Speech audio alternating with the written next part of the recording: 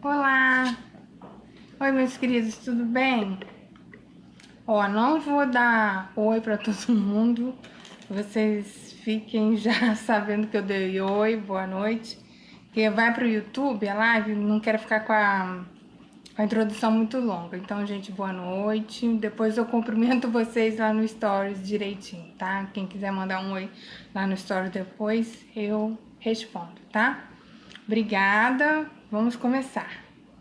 Meus lindos, eu pedi para vocês essa semana, nessa live semanal que a gente tem, a gente fazer algumas perguntas e achei que foi muito legal para a gente ver as dúvidas de vocês, sanar algumas dúvidas. Então, a gente produz muito conteúdo, mas a gente acaba acontecendo o quê? A gente vai passando pelos processos e a gente esquece uma coisa que o básico importa, né? O básico é importante pra gente falar e refalar, tem sempre gente nova. Refalar tá certo? Não, né? Com certeza não. As palavras que eu invento, né? Quem já me conhece sabe. Então, vamos fazer essa pequena introdução com as dúvidas. Se vocês quiserem me mandando aqui mais dúvidas, a gente responde e a live tem 1 hora, tá bom? Então, vamos lá. A primeira pergunta foi a seguinte. Bruninha, eu quero me blindar dos macacos voadores e dos amigos que eu tenho em comum com a NP. Então, essa é uma pergunta muito interessante e aí é uma opinião minha como terapeuta e também como pessoa. E é difícil a gente falar assim, né? Não tenho opinião. Eu tenho uma opinião formada como pessoa, mas uma das coisas que eu acredito também é da gente não orientar no que não induzir, na verdade, não orientar, não induzir o que a pessoa quer para a vida dela. Só que eu, como terapeuta, tenho que pontuar ou fazer o cliente refletir sobre as consequências dessa decisão. A gente faz decisão todas as vezes, muitas horas por dia a gente gasta em decisões. Então, isso é uma coisa para a gente começar a pensar.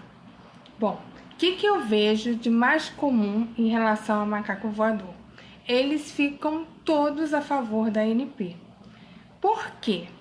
Tem um processo de negação forte e tem uma outra questão para a gente não ficar assim culpando todo mundo o tempo todo.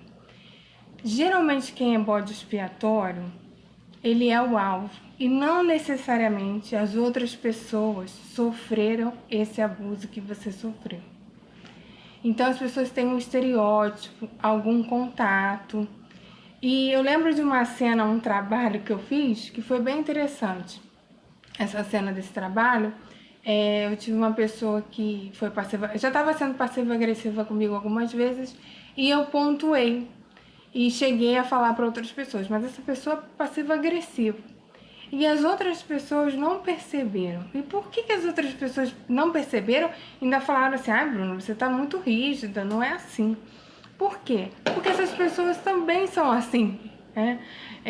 Tem uma certa produção dessa negatividade e de alguma maneira, talvez ela não seja passiva-agressiva, a forma agressiva dela não seja passiva-agressiva, mas seja outras formas, né? Eu já vi gente, por exemplo, que implantava muito medo nas outras pessoas. É uma forma de agressividade. Então, não deixava os filhos irem em alguns eventos, não deixava algumas coisas acontecerem com o marido, botava medo, não deixava as pessoas saírem sozinhas lá, as pessoas da família dela. Então, é interessante a gente ver a perspectiva agressiva dessa pessoa, porque a agressividade é uma energia humana, ela existe, mas ela tem que ser trabalhada pra gente fazer com que essa energia seja produtiva. E como é que a gente faz a energia produtiva? É da mesma forma que eu falo das plantinhas. A semente, quando ela está na terra, ela tem que ter um impulso de agressividade para quebrar aquela casca e depois para subir aquela camada de terra inteira que ela foi colocada. Tem uma camada de terra que a gente põe. Então, essa é uma energia agressiva ajustada, tá? Então, eu acredito, pelo que eu vejo, pela minha experiência, a maioria dos macacos voadores ficam a favor da NP. Por 2 motivos. Processo de negação, porque olhar para aquilo é olhar para si mesmo. e o processo de que não viu diretamente essa pessoa nunca cometer abuso. E a gente sabe que a violência psicológica, a violência espiritual e a violência e o assédio moral, ele é pontuado numa família disfuncional, ele é canalizado diretamente para uma pessoa. Então as pessoas ficam sem parâmetros para reconhecer. Esse é um ponto 1. Outra coisa que acontece, que ela perguntou aqui, os amigos em comum. Se os amigos de repente desconfiam alguma coisa dessa INP, já percebem o vínculo que não tá bom, talvez essas pessoas vão despertando e podem conversar com você e se afastar. Mas o que acontece comum também é que você fica sabendo das notícias e geralmente essas pessoas também são a favor da INP. E aí é uma outra coisa interessante. Porque se é aí é uma postura da Bruna, né? Se é a favor da NP, é a meu favor. É uma coisa que eu falo do ciclo abusivo, da gente ir se retirando de espaços que não são aceitáveis nas mínimas coisas. Não sei se vocês estão me entendendo, né? Sabe a pessoa em cima do muro? O em cima do muro, ele faz uma postura, né? Ele tá em cima do muro, é uma decisão social, política, emocional. Então não se engane sobre essa questão de estar do lado da ANP e ser seu amigo. Se essa pessoa respeita seus espaços, argumenta, mas ela pode fazer um leve trás. É muito difícil ter uma pessoa assim, trabalhada, consciente. E aí, se ela é trabalhada, consciente, ela vai ficar perto de uma pessoa manipuladora? Então, essa questão do amigo já fica um pouco mais complicada. Então, você tem que avaliar. E aí, a outra coisa que é interessante nesse processo é de você ir se afastando de todas as pessoas. Infelizmente, gente, a gente se afasta na maioria das vezes, a gente se afasta de muitos círculos. Então, a gente vai se afastar desse núcleo central. A família mais nuclear, né? Pai, mãe, avós, irmãos. Depois a gente vai fazendo o afastamento dos primos, porque ninguém vai validando você. E outras pessoas do parentesco mais de 2º grau, 3º grau, como a gente conhece. Depois a gente faz a limpa nos vizinhos. Às vezes tem um que reconhece, que às vezes quer até ajudar, mas a maioria começa a ficar perto, porque essa pessoa é muito agradável, muito sociável, você faz coitadinha, né? E aciona o coitadinho interno de todos nós, então fica mais difícil. E aí depois os arredores, que eu chamo o círculo máximo, né? Por exemplo, eu moro numa região que eu poderia pedir alguns serviços para pessoas que eu conheci que trabalharam com a minha família. Eu não peço, eu peço para outra pessoa. Porque eu não sei, né? Então a gente vai... Realmente é difícil esse paradigma de afastar de tudo e todos. Mas a gente também tem que saber que a gente pode fazer relações com quem a gente possa contar. Isso é o mais interessante. Tá? Então, acho que eu respondi, né? Eu, como Bruna, Pronto, voltei. Deu uma piscada aqui na internet. Então, eu acredito que muito desses ciclos a gente vai meio que trocando e se afastando, porque as pessoas têm um nível de convivência, não, um nível de afinidade ou proximidade com essa NP e talvez defenda ela ao invés de defender você. Essa que é a questão, né? Bom, vamos lá. Bruna, como é que eu faço para me libertar da tristeza e da culpa? Vamos começar pela culpa? A culpa, a gente tem que passar por um processo de dissociação e diferenciação. Quando eu tinha meus 20 e poucos anos, 20 e pouco, não, tinha 26, eu já trabalhava assim, lasqueira, numa ONG. Eu tinha amigos assim, razoáveis, pessoas legais. Eu tinha uma conduta ética, sempre tive essa coisa de ser muito ética e tal.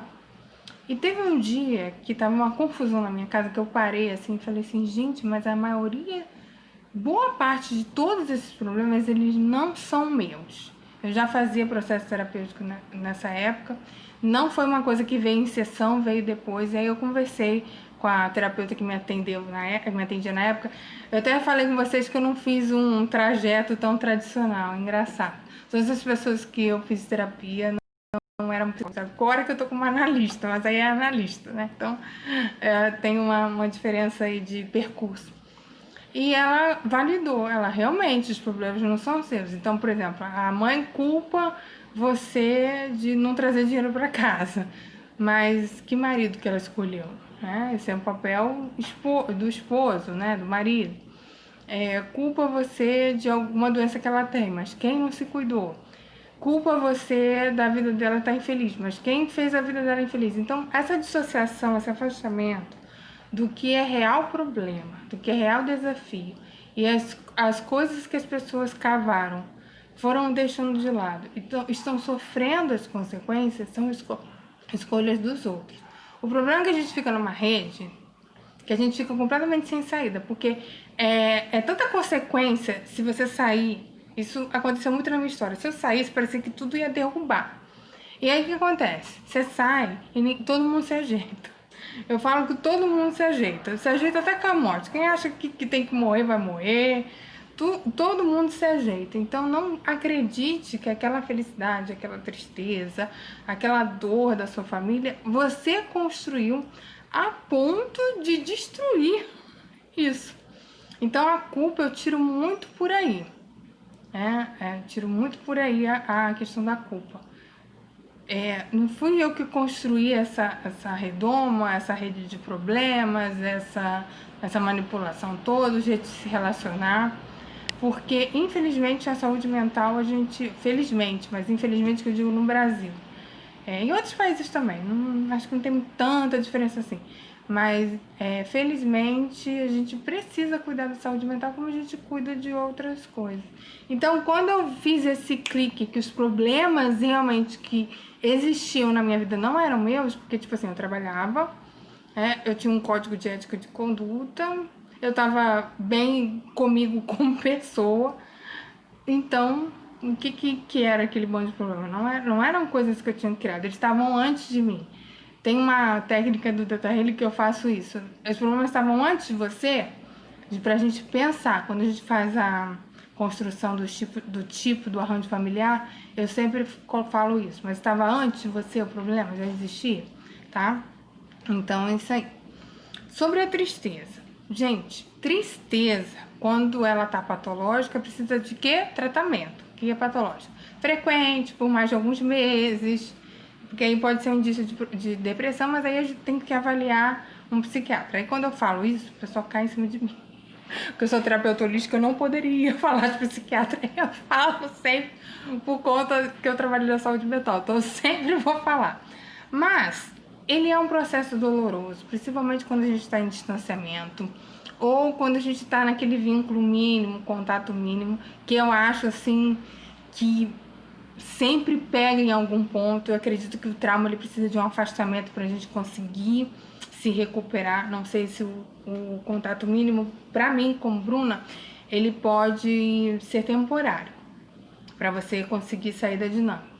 Ou se o nível de convivência com aquela pessoa pode ser feito uma distância saudável mínima. Mas na maioria das vezes, para narcisista, é praticamente impossível. Às vezes, uma dinâmica codependente, quando a família tem um pouco de lucidez, dá para fazer o contato mínimo. Então, é interessante. Mas narcisismo, eu acho que ele é transitório, porque sempre tem uma coisa que pega. Então, na perspectiva de trauma, tem muita coisa. E a gente, agora lá nos stories, eu vou falar bastante sobre isso também, porque tem uma trama. E o trauma, o que acontece com o trauma? Tem uma situação, tem um conjunto de crenças limitantes, crenças dolorosas, dores lá do passado ali instaladas, e aquilo forma tipo uma espiral assim, sabe? Então, qual foi a primeira tristeza que você viveu? Eu vou contar uma do Theta Healing pra vocês que vocês não vão acreditar. Parece coisa pequena, mas pra vocês verem até como funciona a técnica, tá? Eu, fazendo parênteses, eu geralmente não indico, né, Theta Healing. Eu indicaria o instituto, porque se o instituto você tiver uma quebra energética, a pessoa fizer mal, eles vão te socorrer de alguma forma. Agora, a maioria das vezes eu vejo que o pessoal atende mal, não é por mal. Às vezes não é por mal, é porque a pessoa não tem prática clínica. Então, a gente tem ego aí para assumir erro, é mais difícil. Então, se você quiser fazer um acompanhamento de Theta Healing, assim, faça a sua terapia normal e faça o Theta Healing de vez em quando para te ajudar E aí eu recomendo o Instituto ou a mim, né? As pessoas que estão atendendo comigo. Beleza.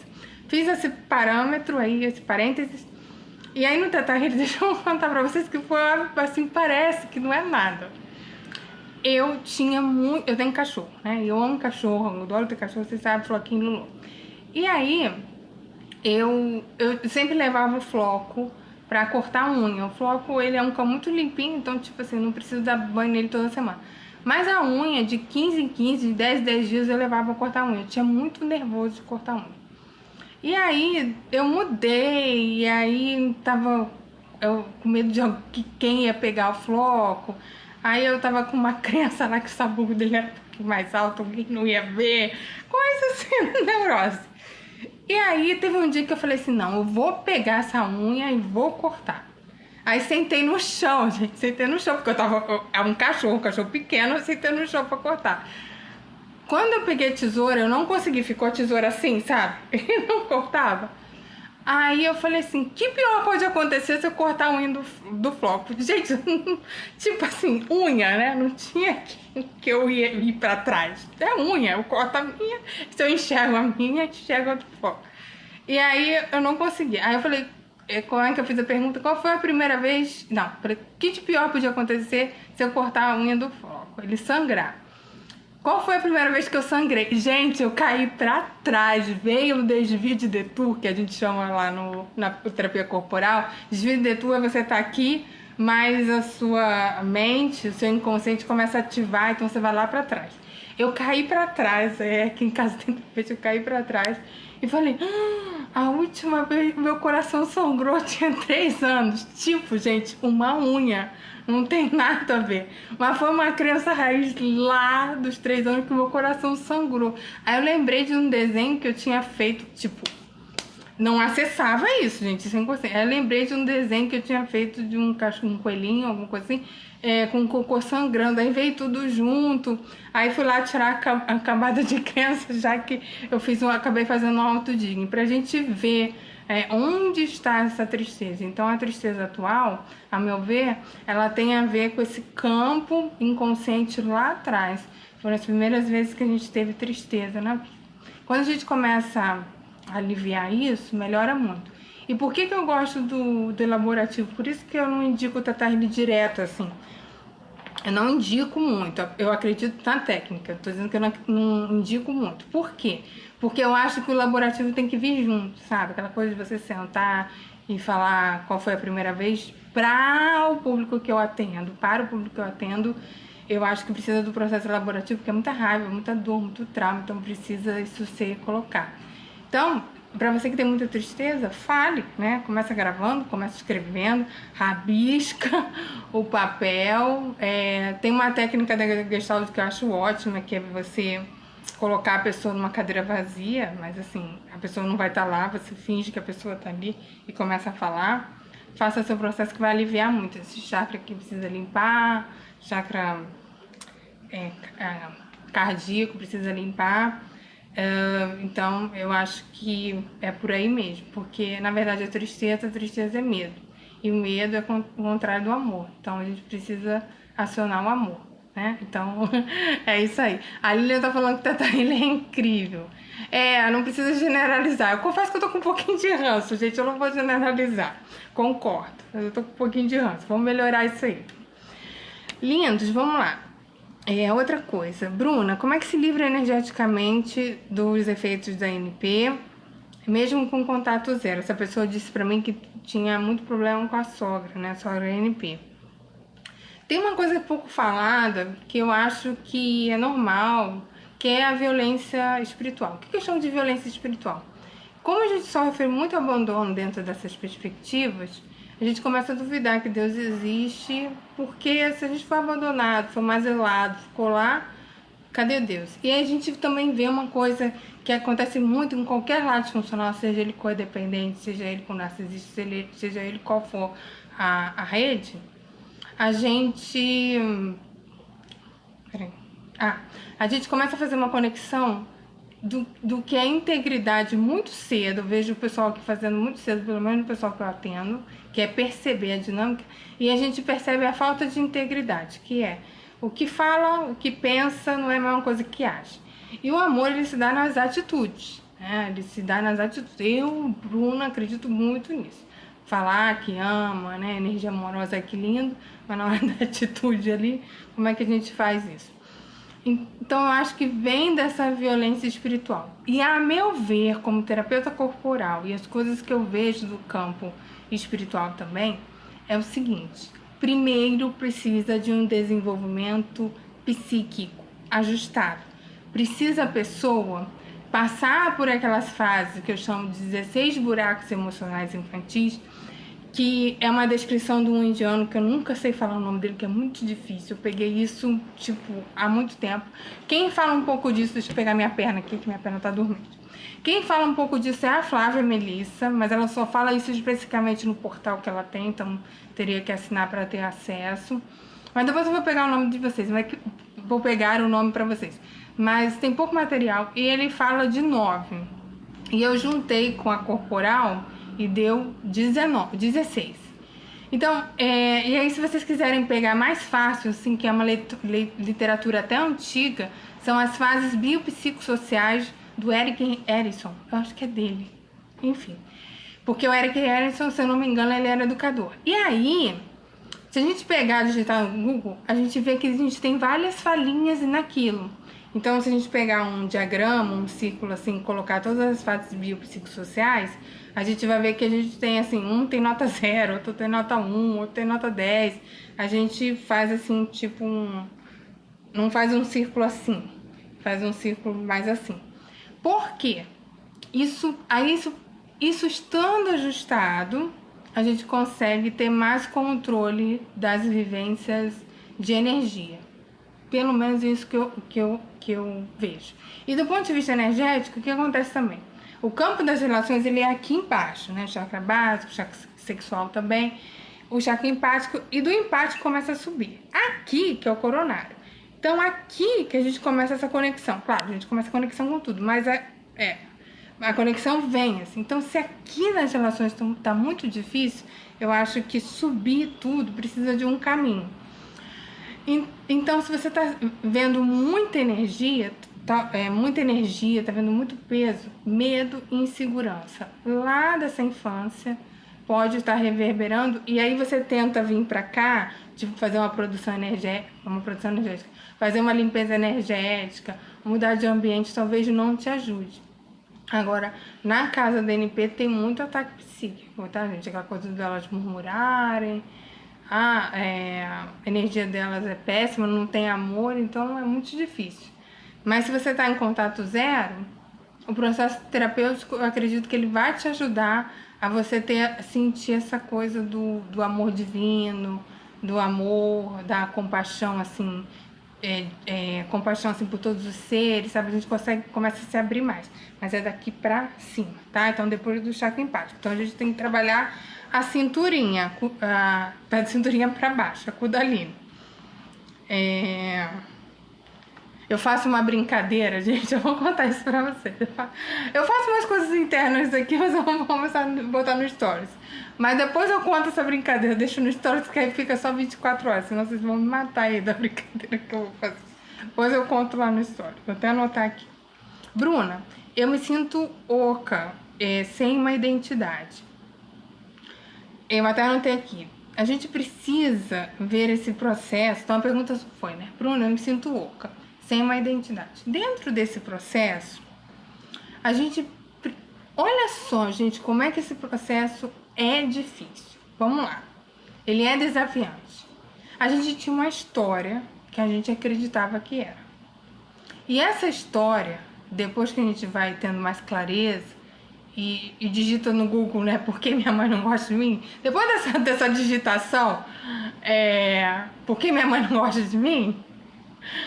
Do Google, né, que a maioria das pessoas que pesquisam sobre, enfim, narcisismo ou outras patologias, bota lá por que minha mãe não gosta de mim. Enfim, depois que a gente faz essa pesquisa, a história cai por terra. E a gente tem uma coisa muito interessante, quem é bode expiatório, quem tá vivendo essa dinâmica, a gente fica meio fixado. Por quê? Porque a gente fica fixado no assunto, né, narcisismo e tal. que a gente fica ali vendo tudo, né? Querendo falar tudo, ver tudo, ficar nos grupos lá. Por que fascina, tem muito acesso? Porque a gente precisa reconhecer esse lado da maldade pra gente poder reconstruir a nossa história. Então, é um processo de tudo que era sólido ir pelo ar. Não tem essa frase, acho que é do Karl Marx. Tudo que era sólido se desmancha pelo ar, a gente cai por terra toda aquela ideia de família parental. Então, depois dessa pergunta, né, minha mãe não gosta de mim pro Google, por que minha mãe não gosta de mim? A gente precisa passar por um processo de reconstrução. E esse processo de reconstrução, você sozinho, mais sozinho, tem muita gente que é de família disfuncional, tem muito medo de ficar sozinho. Mas nessa solitude você vai vendo a força que você tem dos seus valores. E aí como não tem mais ninguém para te interromper, porque a gente acha assim, não é nada demais eu sair. Não, gente.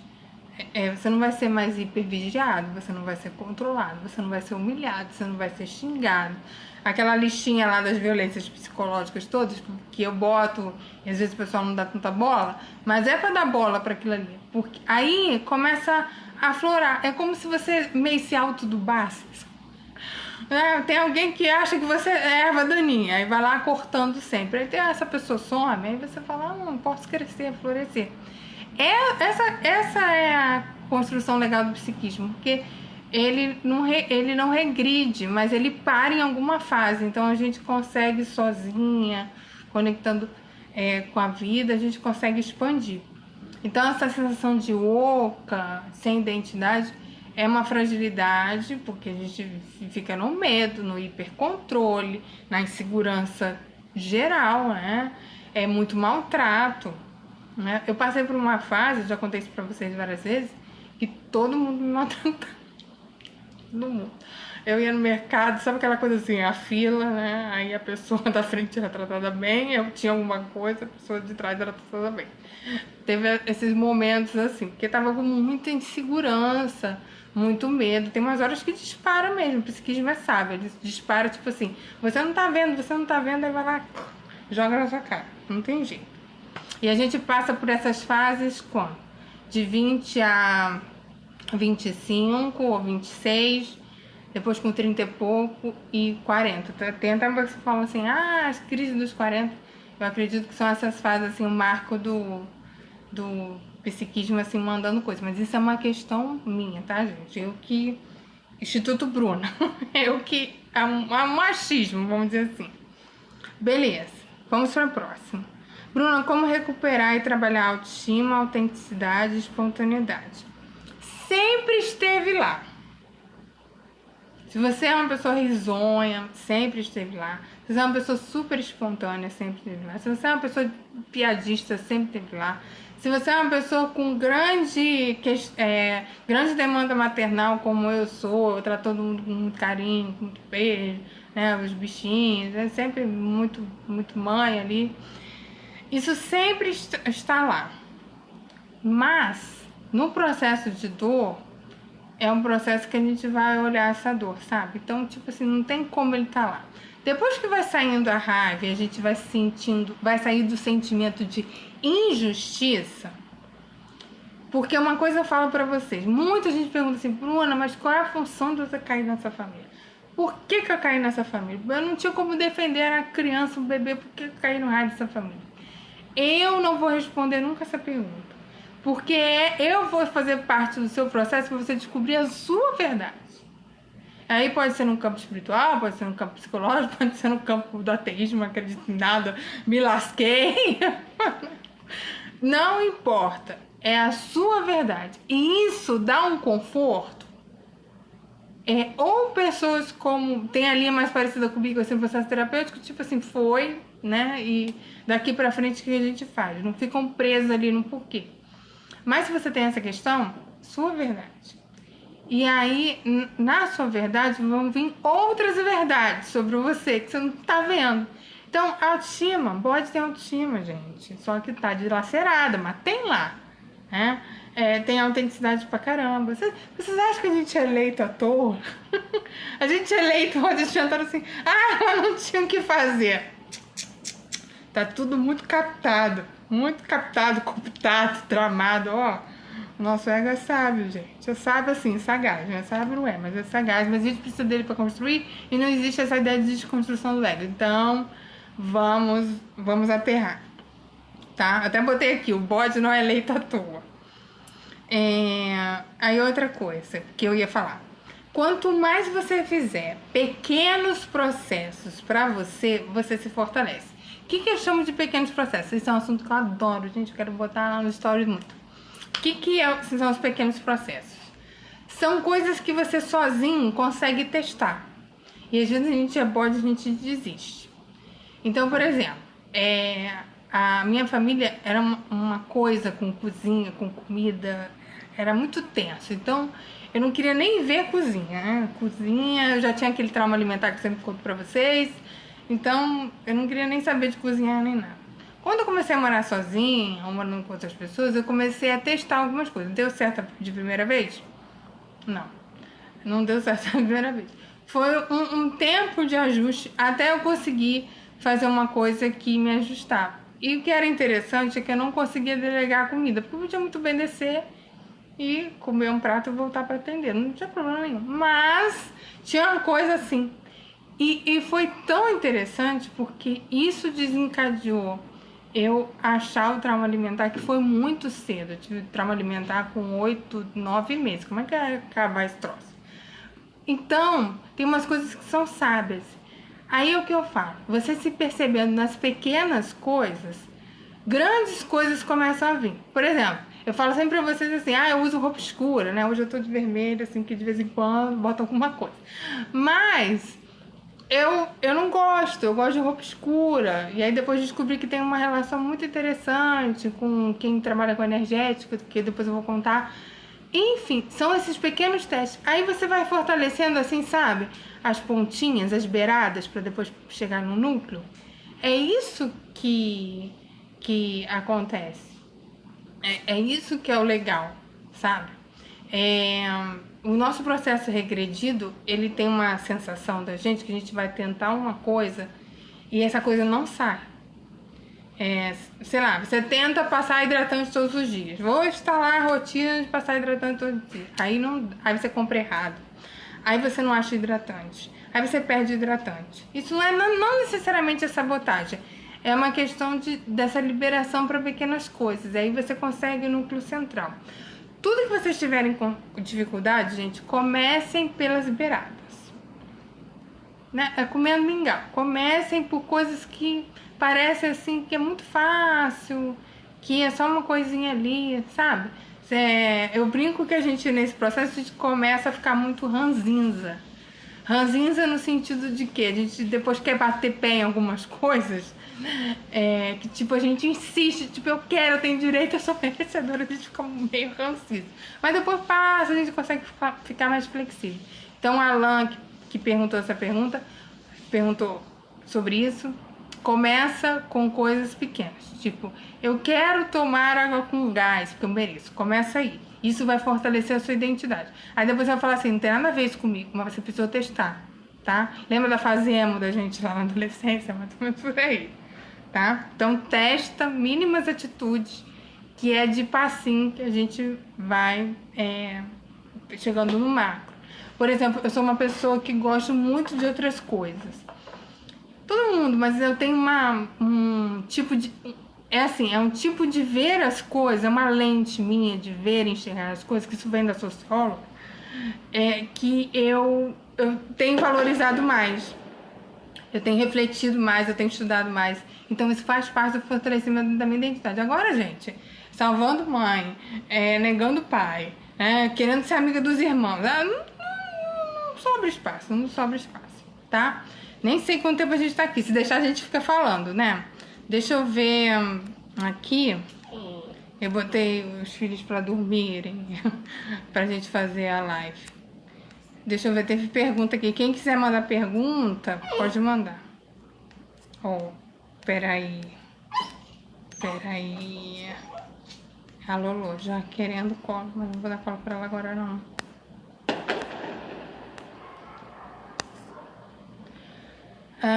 Por que o bode tem esse karma de ver? Pra gente se libertar, meu querido. Na teoria, isso vem da Virginia Satir, da teoria do sistema, né? Sempre tem um que nasce para libertar o sistema. Sabe onde a gente vê isso? Para quem tem filhos, eu recomendo a Eleonor Luzes. Ela tem poucos vídeos no YouTube, mas ela tem a transpessoal excelente. E ela fala um pouco que ela e o Peter Levy, se eu não me engano, eles falam que o trauma os filhotes na natureza, os bichinhos, né, os mamíferos, os filhotes na natureza, eles nascem com alguma coisa diferente dos pais. E às vezes os pais vão em direção a esses filhotes. Por isso que acontece o processo de evolução. Achei tão lindo isso. Peter Levy. Ele estuda trauma. Muito legal. A Lilian falou que é Teta Healy. Isso mesmo, até nós. Bruna, como fazer uma distância emocional se você mora com a NP? A gente consegue, tá? Se a gente mora com uma família difícil, consegue. Mas o distanciamento físico, ele já denota que seu distanciamento emocional já começou, tá? Então, é importante esse fortalecimento. É possível em um nível. Eu acho que a gente melhora com a distância física, gente. Se melhora muito com a distância física. Eu acho que eu não consigo mensurar o quanto que a gente melhora. Eu acho que tem tantos detalhes que a gente nem acredita, porque nos primeiros meses você faz um processo assim que tipo não era nada demais. O que eu vivia, eu tô vivendo aqui. Mas depois você começa a elaborar, aí você vê que não é liberdade a palavra, mas é uma ideia assim, posso ser eu, sabe? Aqui eu posso fazer desse jeito, aqui eu posso escolher lavar a louça depois, aqui. E tem um processo junto psíquico, sabe? De escolhas, até quando a gente vai para um lugar errado, a gente fala assim, então agora eu quero ir para um outro lugar, para um outro espaço. Até isso é interessante. Eu sempre falo aqui, quem fez distância física, né, nos atendimentos, que para a gente observar quantas coisas a gente quer e quantos sonhos a gente tem. Isso a gente não tinha vislumbrado quando a gente estava no lado disfuncional. O lado disfuncional, ele desgasta o seu empático e aqui. E as relações já estão destruídas, mas assim, energeticamente o empático é aqui. Porque a gente começa a não acreditar que alguma coisa vai ajudar a gente, e o empático a gente capta muito à noite. Eu tive uma experiência dessa com o empático, assim que eu fui morar sozinha. Eu sempre fui condenada por ter insônia. Todo mundo falava que eu não tinha insônia, que eu não dormia, que eu não queria dormir, que eu não fazia higiene da noite, que eu era horrorosa, que eu não queria dormir. Assim que fui morar sozinha segunda noite, eu já tava dormindo 10 horas e acordando 5h30, tá? Só pra vocês verem aí. Beleza. A Elaine me deu boa noite, boa noite. A gente falando que ia ficar a noite inteira comigo. Vocês iam enjoar, gente. Dizem que os filhos escolhem os pais. Essa é uma visão espiritualista, tá? Aí, cada um. Por que tinha raiva contra o narcisista? Não entendi a pergunta. Manda pra mim, Miriam. Bruna, eu tenho um irmão esquizofrênico e minha NP me criou pra ser a mãe dele. Clássico. Sinto muita culpa por me afastar, embora eu já esteja tendo isso. Ela nega fazer qualquer tratamento e estimula isso. Olha, gente, essa questão do psiquiátrico dentro da família disfuncional, essas pessoas são muito usadas. Eu sei disso porque a minha mãe tinha uma comorbidade, alguma coisa. Eu não consegui fazer uma análise dela, que eu peguei ela muito tarde, assim, quando ela ficou sozinha comigo, a gente conseguiu conversar. A minha mãe tinha poucos momentos de lucidez. Era muito difícil a convivência, porque ela não fazia nenhum tratamento. E a família abusava e usava aquele sofrimento, né? É um negócio assim. Então, acho que é muito uso. É um uso muito. Tem uma partezinha, que é uma coisa que eu via da minha mãe, e aí eu teria que ser especialista em psiquiatria para dizer, mas isso é uma coisa que eu tô falando do relato pessoal. Que eu via que tinha uma coisa dela não querer também. Tinha muito da família, tipo assim, 90%, 85%, mas tinha uma coisa dela que ela não queria mudar nada, assim, nenhuma sugestão minha ela acatava. Então como é que você vai ajudar uma pessoa dessa também? Porque o psiquiátrico ele precisa fazer uma reformulação. E aí você foi criado para ser mãe dele. Isso acontece muito em pessoas que têm filhos e têm um filho deficiente. Aí a pessoa acha justo colocar esse filho, não ter o filho, gente. Se você tem um filho e tem outros irmãozinhos e você faz assim, beleza. Incentiva essa autonomia da criança, começa a fazer tratamento cedo, ou se não fez cedo, começa a fazer. Beleza, mãe consciente, parentalidade consciente. Mas quando a gente inverte, é muito pesado, porque o nível de autoanulação é gigante. E tem toda uma família que colabora e estimula aquele comportamento psiquiátrico. Então é tipo assim, gente, é fazer o que é possível do pequenininho. Porque é impossível, assim, praticamente impossível. Porque aquela família controla muito essa pessoa, estimula comportamentos, não dá medicação, bota a culpa tudo nesse paciente. Olha, que eu posso dizer nisso? Faça o seu processo terapêutico para você ver o que é sua responsabilidade e o que não é sua responsabilidade. Porque é jogada uma culpa enorme. Você não está fazendo, seu irmão, coitado, mas todo mundo estimula aquela trama lá. E na hora de proteger essa pessoa na família, que foi bem o que aconteceu comigo, ninguém quis proteger, né? Que a gente vê como é que vai fazer a longo prazo, como é que vai no INSS, coisas básicas, né? Vai no INSS ver se tem algum direito? Claro que tem.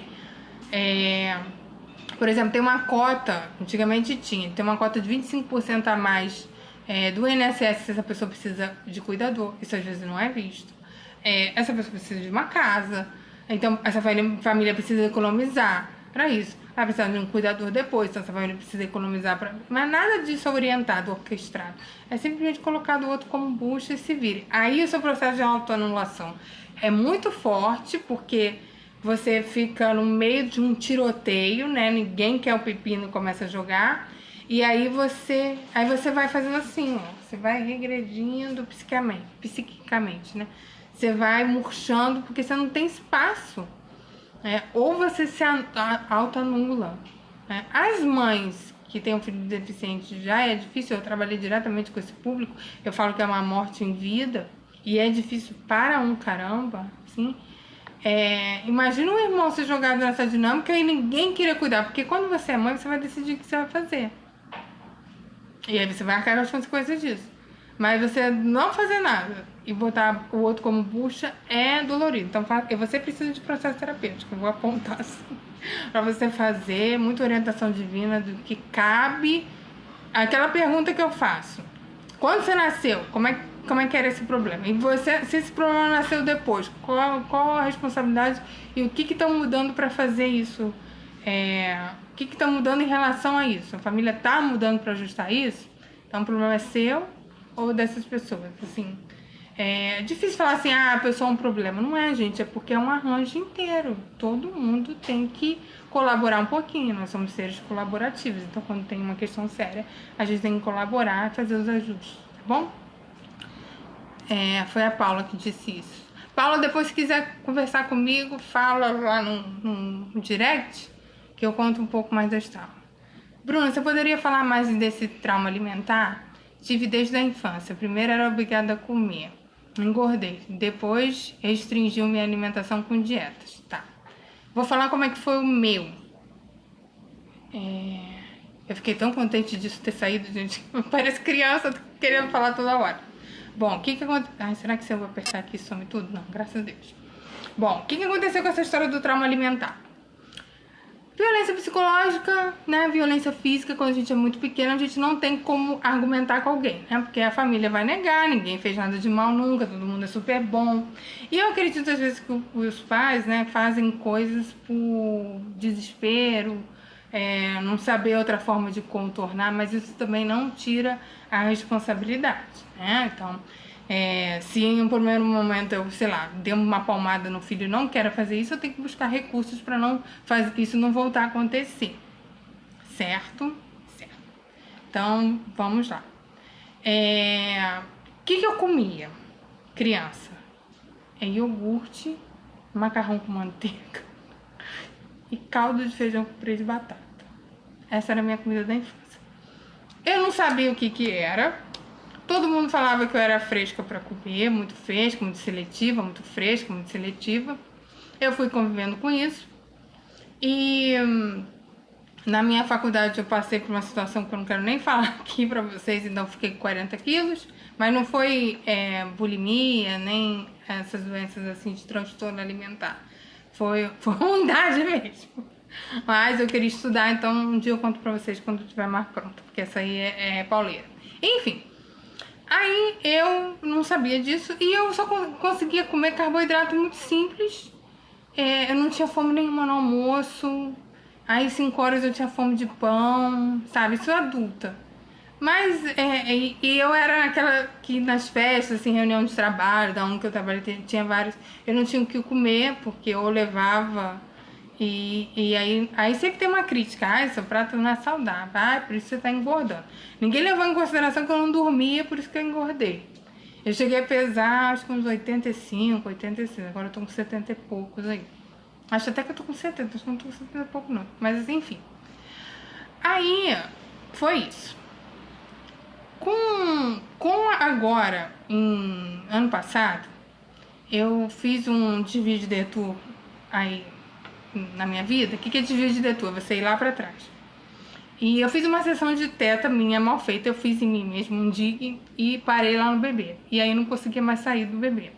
Então eu vi um bebê chorando muito, deixado no berço muitas horas, muito xingado, desde pequeno, assim, um trauma do berço. E aí vocês imaginam como isso caiu em mim, né? Porque a Elaine tá aqui, a Elaine pode provar, que a Elaine é minha amiga há um tempão. Eu trabalhei com bebês na estimulação precoce, na reabilitação, praticamente a vida inteira da reabilitação. Então atendia criança, atendia família e atendia muito bebê. Eu adorava. E eu tinha uma ideia de contorno, eu fazia o método da MPIP, que é um método, né, tipo assim, da Montessori, tudo fofinho, tudo muito contorno, e tá lá com a criança. Psicologia positiva, educação positiva, sim, a Elaine pode provar. E aí, eu fui lá nesse bebê. E aí, gente, eu caí num choro, num desespero, porque eu vi a cena, sabe? Assim, ela parece como se fosse um sonho.